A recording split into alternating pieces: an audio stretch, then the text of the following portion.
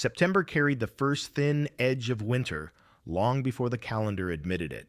On the morning of September 17th, 1876, the wind moved down from the high country above Helena in narrow, quiet streams.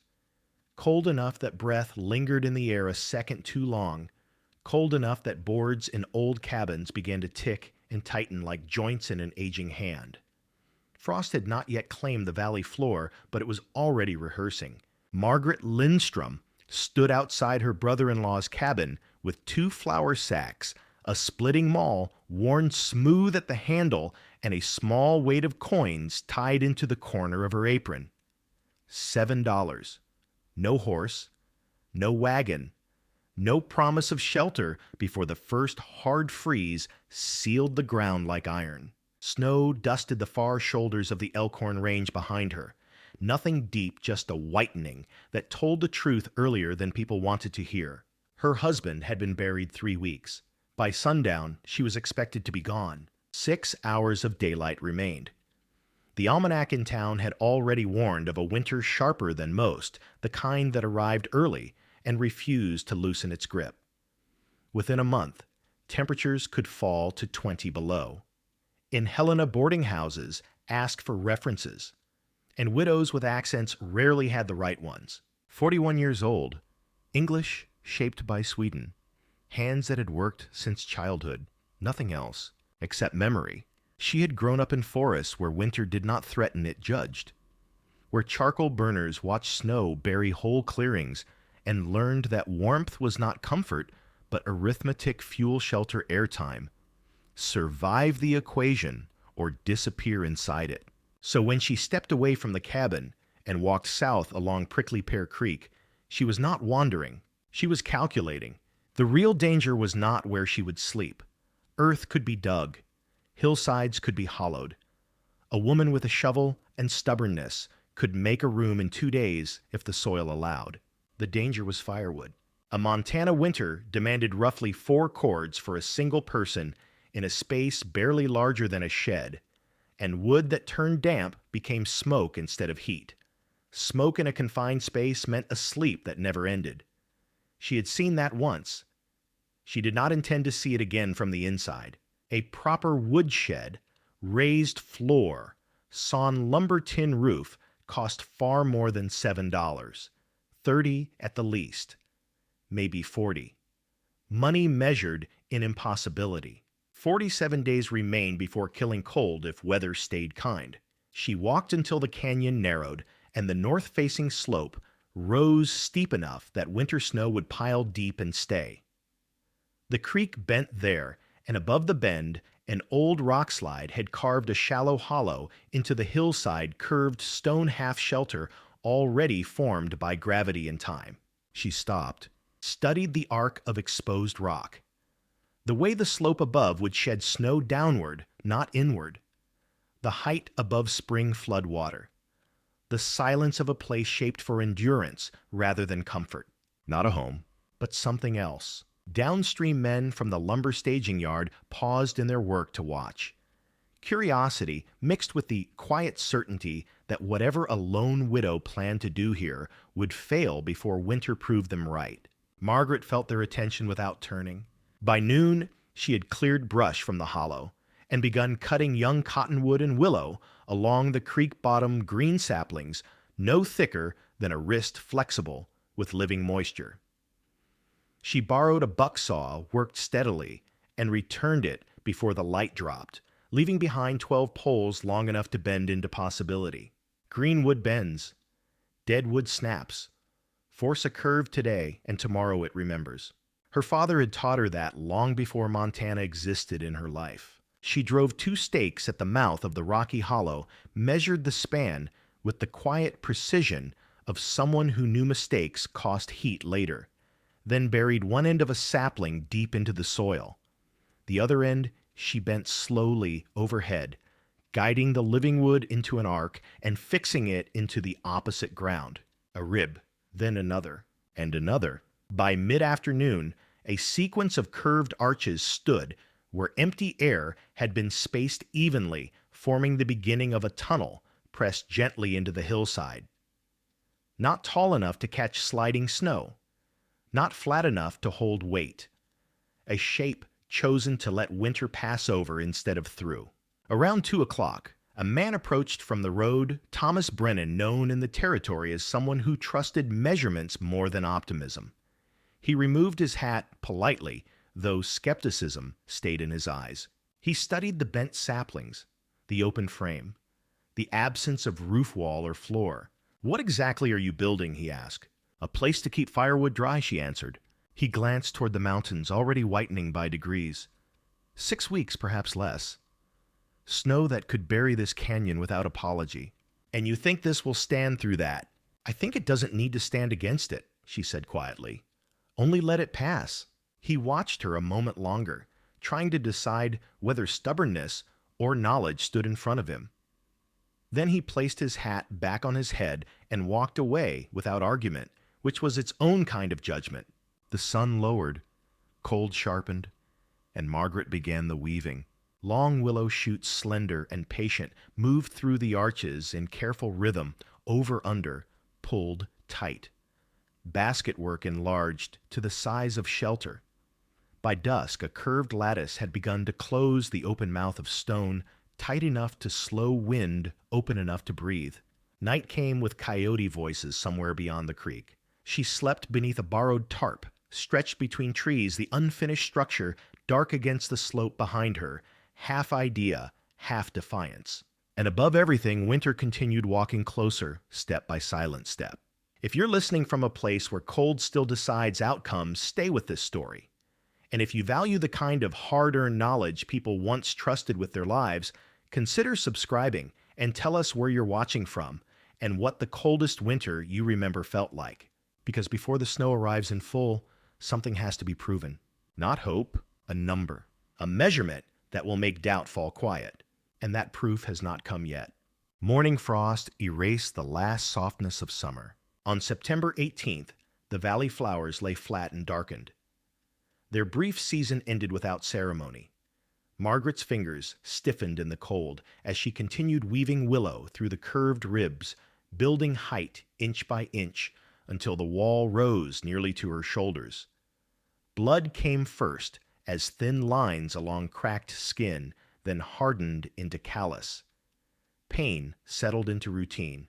The structure began to resemble something pulled halfway from the earth, curved like the hull of an overturned boat, pressed into stone as though it had grown there instead of being made. Men passed. Some slowed. Most did not understand what they were seeing. One man stayed. Samuel Chen had crossed oceans and continents before Helena ever entered his life. Railroad camps, freight routes, mountain passes, he had seen shelters shaped by necessity in more climates than most men could name. He studied the arch in silence, then spoke with careful English shaped by distance. "The curve is good," he said. "Weight travels down, not inward." Margaret nodded once. "But wood shrinks when it dries," he continued. "Gaps will open." "They won't," she replied. "Not if the wall becomes something else." He followed her gaze toward the creek bank upstream, where clay showed through the soil in pale seams. Understanding arrived slowly across his face. "Earth and fiber," he said, "like old houses in the north." "Old ideas last because they work," she answered. Over the next days, she mixed clay with dry grass and manure gathered freely from a nearby stable, adding water until the mass turned thick and heavy. She pressed it into the woven willow from both sides, sealing air without trapping breath, building a skin that hardened as it dried. Layer by layer, the lattice disappeared beneath earth. Wind would meet wall. Moisture would meet clay. And inside, wood would remain dry enough to burn clean. The roof demanded a different answer. Lumber cost money she did not possess. Tin cost more. But bark thick plates from ponderosa pine, higher on the ridge, could be lifted free with effort instead of coins. She carried them down in stacks, hands sticky with resin, and laid them overlapping along the curved frame so rain would slide away and snow would find nothing to hold. People began to watch in earnest then. Frontier towns measured strangers quickly. Some hoped for failure. It confirmed their own choices. Some hoped for success. It suggested survival might widen for everyone. A few simply waited to see what truth winter would reveal. One afternoon, a Lutheran minister approached while she sealed the roof seams with warmed pitch and fat. His offer came politely work for the church in exchange for a room through winter. Safety of a kind.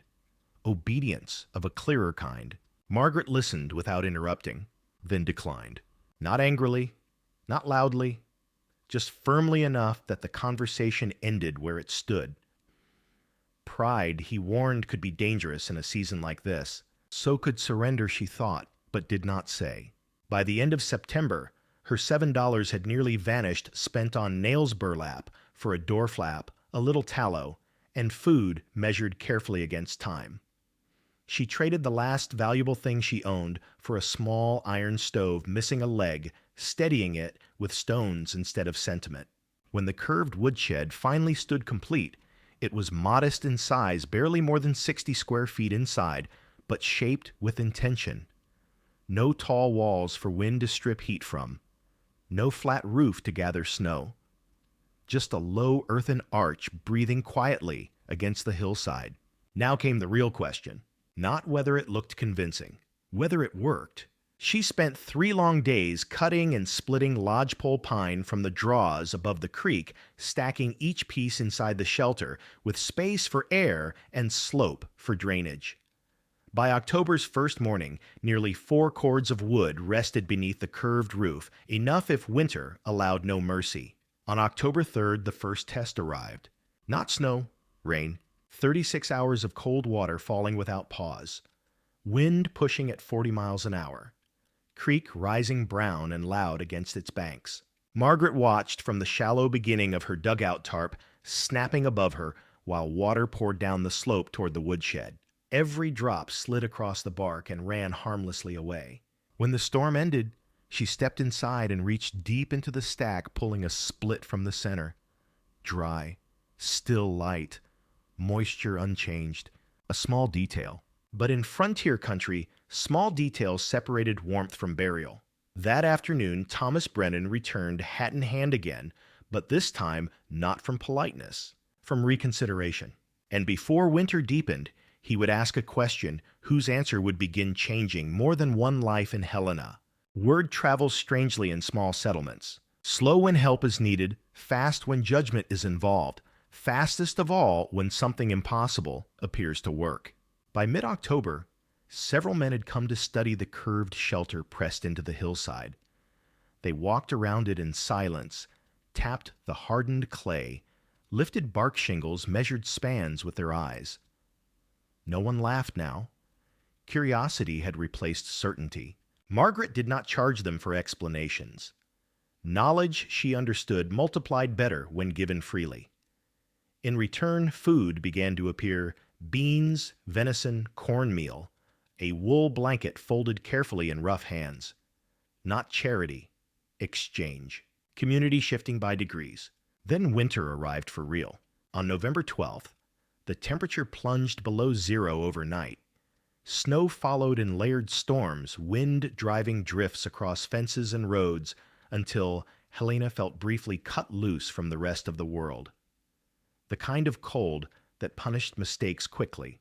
Inside Margaret's shallow dugout, earth held a steady chill, rather than deadly cold thermal mass, working quietly, keeping the air far above the killing edge outside. When she needed heat, she fed the small iron stove with splits drawn from the curved shed. Dry wood burns hotter, cleaner, with less smoke stealing breath from the room. The system held. But survival rarely concerns only one person. A week into deep cold, a Swedish family arrived in town, broken by a false promise of land that never existed. No money, 3 young children, the father already coughing with the sound of something final. The church basement offered temporary shelter, not permanence. Margaret listened, calculated again. Her own woodpile could stretch further if she cut more. Strength still lived in her arms. Trees still stood in the hills. The question was not whether she could help, but how to do it without turning dignity into debt. So she created work where none was needed, children stacking wood, payment measured in warmth, a fiction gentle enough to protect pride. Through December, the arrangement held. Splits piled higher in the church cellar. The father's cough worsened anyway. Some winters carry sickness that skill cannot defeat. He died in early January, but not in cold, not in smoke, not alone. His daughter was born weeks later alive in a season that rarely offered such mercy. By spring, something subtle had changed in Helena. People no longer saw only a widow with an accent. They saw proof, and proof on the frontier carried more authority than opinion ever could. Yet the most convincing evidence still waited ahead, measured not in stories, but in numbers that could not be argued with. History rarely records quiet solutions, but sometimes it leaves traces. A newspaper note in early March mentioned unusual curved wood shelters proving effective in severe winter weather. No names printed. Women's work seldom was. Still, the description matched what stood above Prickly Pear Creek. Census records a few years later listed Margaret as a property owner, occupation teacher of practical building methods, dozens of families learning to shape saplings, clay, and bark into protection that cost almost nothing. The design spread outward Montana into Wyoming, into Dakota, changing slightly with each landscape, but keeping its core idea. Work with gravity, work with moisture, work with the way cold actually moves. And here is the number that silenced doubt.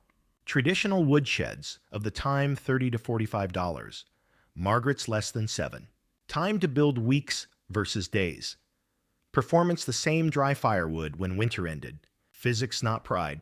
If this story has carried you this far, take a moment to subscribe and tell us where you're listening from and what winter feels like where you live. These stories endure because someone chooses to remember them. Margaret lived long enough to see comfort replace urgency, land a proper house stability earned slowly from observation and refusal to surrender. She died at 68, leaving behind not just property, but a method one born from watching trees bend and snow slide, and earth hold warmth quietly beneath suffering. The original curved shed burned in a forest fire years later. The idea did not. Frontiers reward what works. They ignore everything else. And whenever winter closes in, whether made of cold loss or time, the same question returns. Not what you lack, but what you notice. Educational note. This story is a historical reconstruction inspired by documented frontier practices. The physical principles describe moisture control, thermal mass airflow, and fuel dryness are real. Any modern construction must follow local building code safety standards and legal requirements. This narrative is for educational and storytelling purposes only, not technical or legal advice. Somewhere in every difficult season, someone underestimated is still watching closely enough to survive.